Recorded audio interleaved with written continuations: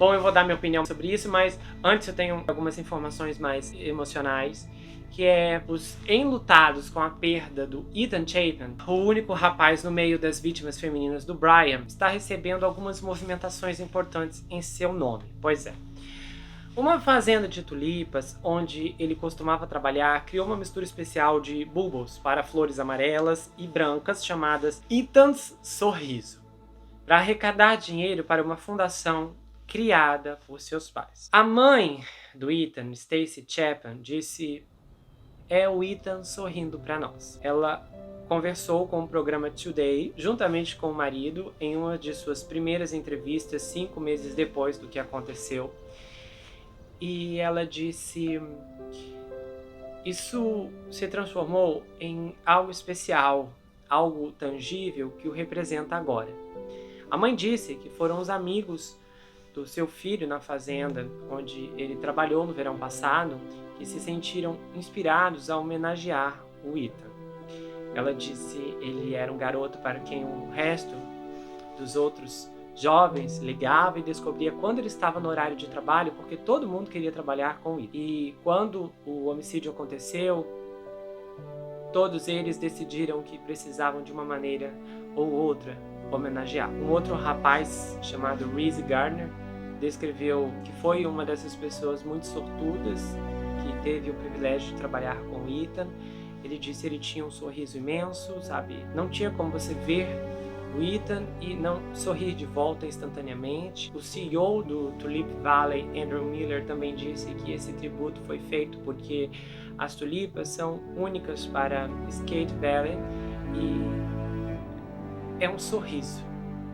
E é icônico para o Ethan. Ele diz que consegue se lembrar do Ethan parado nos campos de tulipas com um grande sorriso, cercado por pessoas que o conhecem e o amam. Mais de 80 mil conjuntos de lâmpadas de Ethan Sorriso já foram vendidos, com os rendimentos indo para uma fundação que os pais do Ethan criaram para fornecer bolsas de estudo para os alunos da Universidade de Idaho, que era onde ele estudava. E o pai do Ethan, o Gene Chapin, disse: "Criamos algo bom, que o Ethan adoraria." Ele lutou contra as lágrimas ao se lembrar de seu filho e do seu sorriso como sendo algo tão íntimo e único.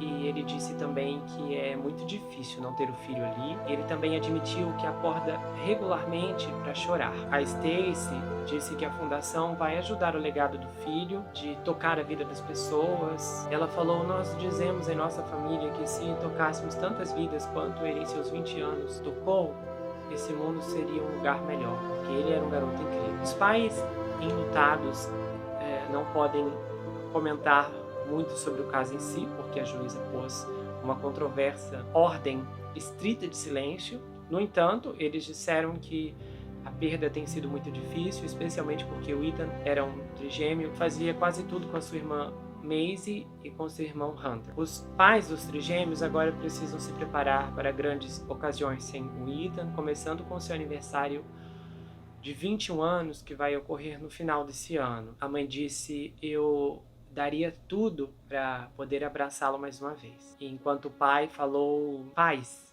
certifiquem-se de que vão sempre abraçar os seus filhos, porque você acha que coisas assim nunca vão acontecer. Nós achamos que isso acontece com outras pessoas, mas eu estou lhe dizendo, se isso aconteceu conosco, pode acontecer com qualquer um." É interessante ouvir sobre o Ethan nesse ponto. Especificamente, houve bastante cobertura envolvendo aquele, a Madison e a Zana.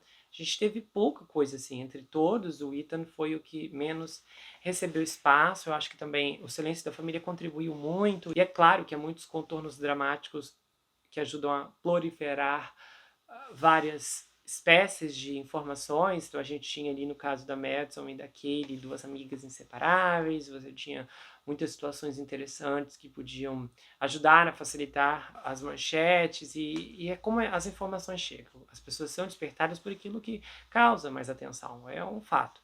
E especificamente nesse ponto, eu sei que a gente ouviu realmente pouquíssimas coisas sobre o Ethan mesmo, sobre a personalidade. A gente sabe muita coisa da Zana, da Kaylee, da Madison, mas dele realmente se sabe muito pouco. Eu acredito nesse caso aqui que há muitas coisas bem tortuosas, assim, dos pais, principalmente assim também lá na situação da Kaylee, porque a Kaylee, em tese, né, se ela não fosse mostrar o carro dela para Kaylee, ela não estaria ali naquela noite. Então, e assim, a mesma coisa vale pro Ethan, porque ele não morava ali. Se ele não tivesse optado, se não tivesse decidido dormir ali naquela noite, ele teria escapado dessa. Então, é um tipo de condenação que os familiares ficam, assim, porque as meninas não tinham jeito, né? A Zana nem a Matt. Elas moravam ali, então não tem como você fantasiar, e se de repente naquela noite elas tivessem ido para outro lugar. Qual lugar?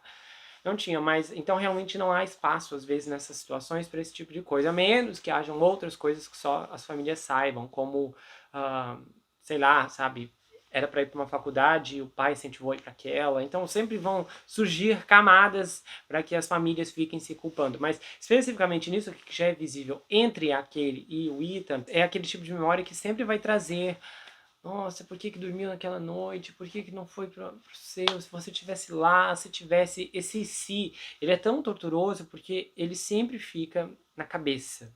Sempre do remorso, de alguma maneira, se as coisas tivessem acontecido de forma diferente. Algumas pessoas processam essa fase do e se, do será, do se tivesse sido diferente aquele dia, alguma coisa na ação do indivíduo, da vítima. Algumas pessoas passam realmente por isso tão mal que elas ficam com raiva da vítima, no sentido de não aceitar a perda. Então, quando muitas vezes a pessoa percebe que o maior culpado de ter perdido a vida foi a própria pessoa, você entrou naquele beco, por que você não entrou? Ela passa a internalizar uma raiva da própria pessoa, do indivíduo ali, da vítima, que é a forma como ela consegue lidar com aquilo. É chocante o que eu estou dizendo agora, mas é verdade. Muitas vezes esse estágio de culpar a vítima é um processo muito particular que faz com que os mais afetados consigam ter forças para continuar. Porque algumas pessoas estão tão fragilizadas que elas não têm estruturas emocionais para lidar com a injustiça sem razão, sem explicação, sem motivo.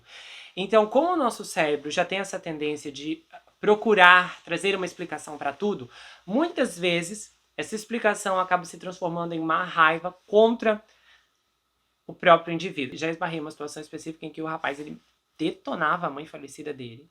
Mas assim, ele acabava com a raça dela, mesmo. E falava horrores, horrores, horrores. E assim, as pessoas perguntavam umas para as outras, mas o que é que a mãe dele fez, assim, de tão terrível?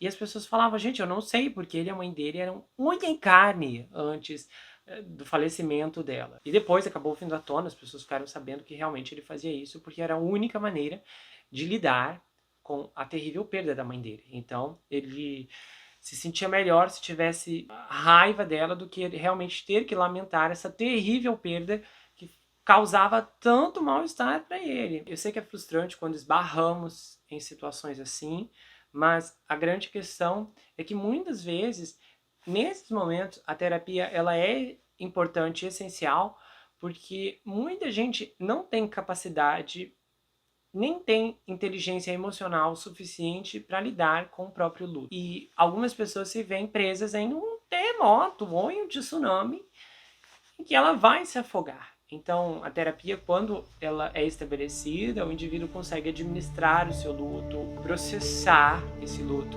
É impressionante quanto tempo as pessoas passam sem processar o luto, então elas não lidam com aquela dor. Tem gente que, inclusive, vai à loucura porque não aceita que o fulano se foi. Então a pessoa viaja mesmo em um mundo paralelo, porque esse ponto de processar, de passar por todas essas fases, não pode ser algo que irá ocorrer sozinho. Por isso o amparo é tão importante. Então, muitas vezes, em uma situação de luto desesperador, se você conhecer alguém, indique para essa pessoa terapia.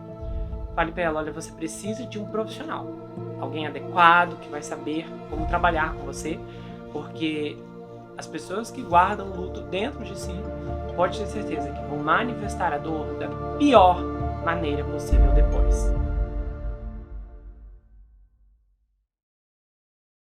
Se você gostou desse vídeo, se inscreve no canal, ativa o sininho, compartilha, dá o seu like, passa esse vídeo pra frente. Se você quiser saber mais sobre mim, adquira meu livro Perfeito Estranho, já está disponível lá no meu site. Você pode falar comigo pelo Instagram. Esse livro conta uma história bombástica de um rapaz chamado Jack Ruby que se vê preso em uma terrível maldição hereditária, enquanto o serial killer está escondido em sua própria casa. O desconhecido está na sua casa, na sua vida, mas fora do seu reconhecimento.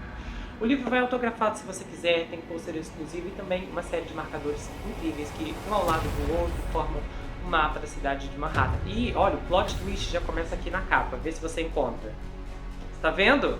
Não é engano, tem mesmo aqui, é só na capa. Se você olhar, você encontra. Você pode me seguir pelo Instagram, Gustavo N Psicanalista. Eu tenho um canal de cortes, onde as análises são reportadas e postadas por lá.